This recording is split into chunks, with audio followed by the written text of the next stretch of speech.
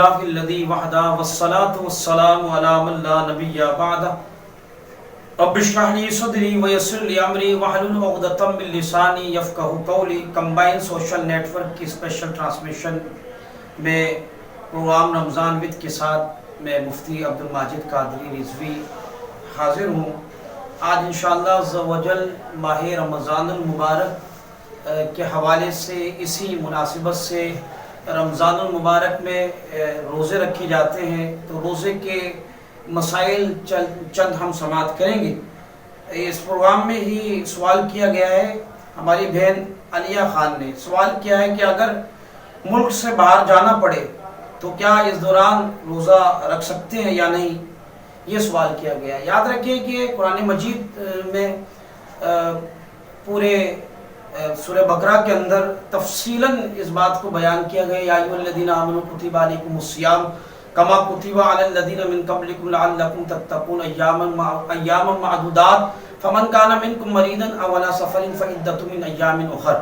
تو اس آیت کریمہ میں فرمایا کہ تم مریض ہو یا حالت سفر میں ہو تو روزہ چھوڑنے کی اجازت ہے۔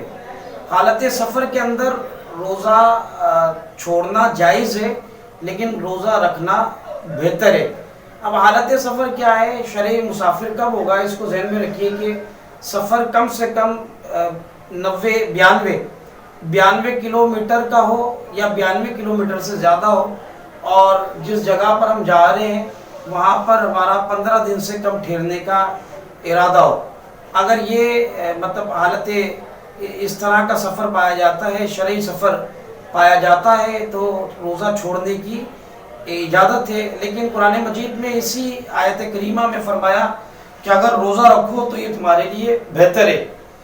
البتہ اگر شرعی سفر ہوگا تو روزہ کوئی اگر نہیں رکھے گا تو وہ گناہگار نہیں ہوگا، لیکن روزہ رکھنا اس کے لیے بہتر ہوگا۔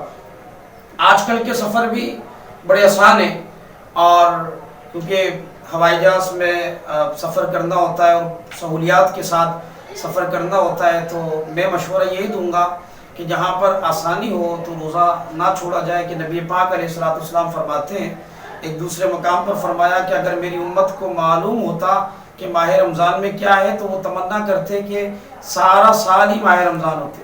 اور پھر حضور نے دوسرے مقام پر فرمایا کہ اگر ماہ رمضان میں کوئی روزہ چھوڑ دے تو ساری زندگی بھی اگر اس کی قضا کرے تو پھر بھی اس کی تلافی نہیں ہوگی۔ اگرچہ یہاں پر رخصت ہے، اللہ تبارک و تعالی ہمیں عمل کی توفیق عطا فرمائے، اللہ اعلم ورسولہ بالصواب۔ مزید سوال یہ کیا جاتا ہے ماہ رمضان میں کہ اگر اذانیں ہو رہی ہوں تو کیا کھا پی سکتے ہیں؟ ایک بہت بڑی یہ غلط فہمی ہے۔ یاد رکھیے کہ اذان یہ نماز کے لیے، یعنی اذان روزے کے بند کرنے کے لیے نہیں ہے، اذان افطار کرنے کے لیے نہیں، بلکہ نماز ادا کرنے کے لیے۔ روزے کا وقت کیا ہے؟ روزے کا وقت صبح صادق کا وقت جب ختم ہوتا ہے، مطلب شروع ہوتا ہے، اور صبح صادق سے لے کر غروب آفتاب تک یہ روزے کا وقت ہے۔ اب اس دوران اگر کوئی نماز فجر کا وقت مطلب صبح صادق کا وقت شروع ہو گیا، یعنی صبح صادق سے پہلے تک سحری کرنے کی اجازت تھی، اور صبح صادق کا وقت جو ہی شروع ہوا تو فجر کا وقت شروع ہو گیا۔ اب فجر کا وقت جب شروع ہوا تو اب روزے کی سحر کرنے کی اجازت نہیں تھی۔ اس دوران بہت بڑی غلطی کرتے ہیں ہمارے یہاں پر، جو ہے وہ ڈیپینڈ کرتے ہیں سائرن پر، آوازوں پر مسجد کی۔ ایسا نہیں کرنا چاہیے۔ روزہ کیونکہ ہر عاقل بالغ مسلمان پر، مرد پر، عورت پر فرض ہے، تو اس کی نگہبانی کرنا بھی ان پر فرض ہے۔ اللہ تبارک و تعالی ہمیں مسائل کی آگاہی عطا فرمائے۔ چلتے ایک وقفے کی طرف، وقفے کے بعد انشاءاللہ حاضر ہوتے ہیں۔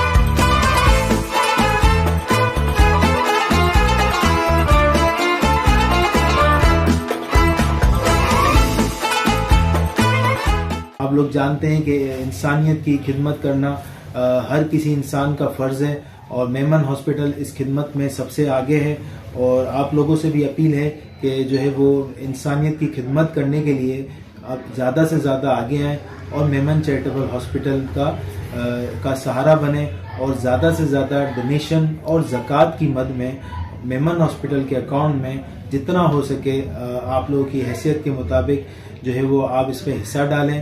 کسی ایک مریض کو آپ کی زکوٰۃ یا ڈونیشن کی مد میں اگر کوئی بھی فائدہ ملتا ہے، چاہے اس کی جان کا فائدہ ہو، چاہے جو ہے وہ اس کی بیماری کا فائدہ ہو، تو یہ ایک بہت بڑا صدقہ جاریہ ہے، اور صدقہ جاریہ ہمارا بھی فرض ہے، آپ کا بھی فرض ہے.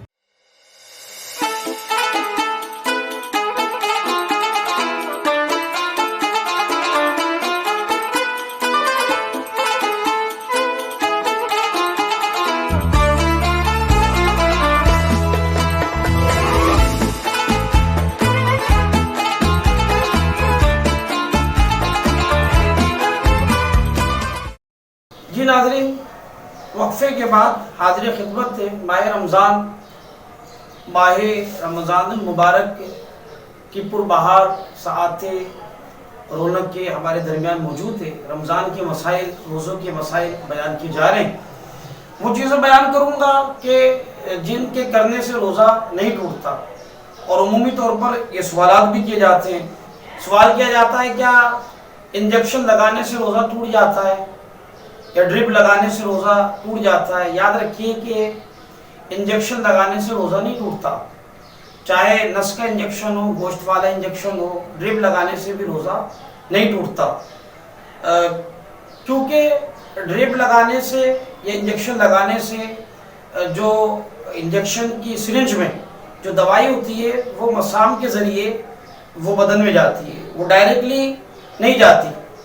تو انجیکشن لگانے سے بھی روزہ نہیں ٹوٹتا، ڈرپ لگانے سے بھی روزہ نہیں ٹوٹتا.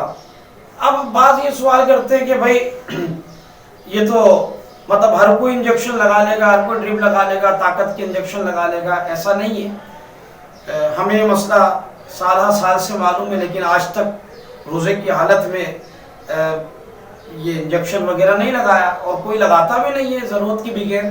وہ سارے مسائل ضرورت کی بنا پر ہی بیان کیے جاتے ہیں. اسی طریقے سے روزے کی حالت میں ہمارے یہاں پر ایک یہ سوال کیا جاتا ہے کیا ظہر تک، زوال تک تیل نہیں لگا سکتے یا لوشن یا کریم نہیں لگا سکتے؟ ایسا کچھ بھی نہیں ہے. لوشن بھی لگا سکتے ہیں، کریم بھی لگا سکتے ہیں، تیل بھی لگا سکتے ہیں، نہا بھی سکتے ہیں. ان سے روزہ نہیں ٹوٹتا. یہ بھی سوال کیا جاتا ہے کیا روزے کی حالت میں مسواک کر سکتے؟ بالکل، روزے کی حالت میں مسواک جس طرح غیر روزے میں یعنی رمضان نہ ہو، روزہ نہ ہو، مسواک کرنا سنت ہے، تو روزے کی حالت میں بھی مسواک کرنا سنت مبارک ہے. ہاں، اس میں یہ خیال کیا جائے کہ جو مسواک کے ریشے ہیں وہ حلق کے نیچے نہ اتریں. اگر حلق کے نیچے اتریں گے تو ایسی صورت میں روزہ ٹوٹ جائے گا. اسی طریقے سے سوال کیا جاتا ہے کیا آنکھوں میں ڈراپس ڈالنے سے روزہ ٹوٹ جاتا ہے؟ یاد رکھیے یہ مختلف فی مسئلہ ہے.